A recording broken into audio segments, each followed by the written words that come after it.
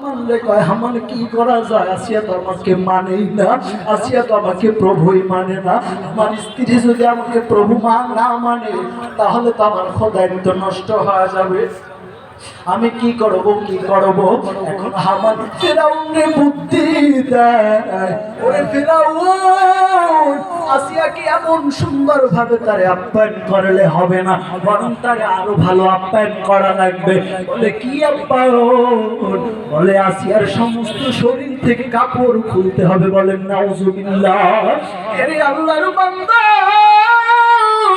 আসিয়ার সমস্ত শরীর থেকে ফেরাউন টেনে টেনে কাপড় খুলে ফেলাইলো। এখন আসিয়া পুরো উলঙ্গ হয়ে গেল।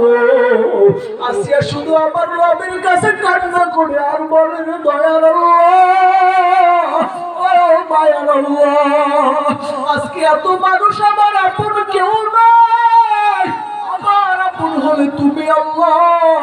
ও আল্লাহ, আমার লজ্জা তুমি রক্ষা করো আল্লাহ। ও আল্লাহ, আমার উপরে এত জুলুম করতেছে।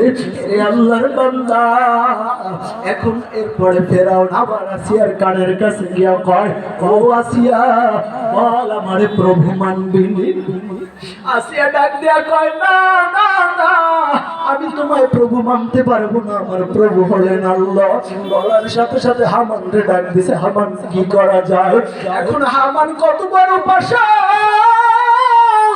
হামান ডাক দিয়া কয়, রে ফিরাউন, এভাবেও শাস্তি দিলে হবে না, আসিয়ার সমস্ত শরীরের চামড়াটা উঠে ফলাইতে হবে।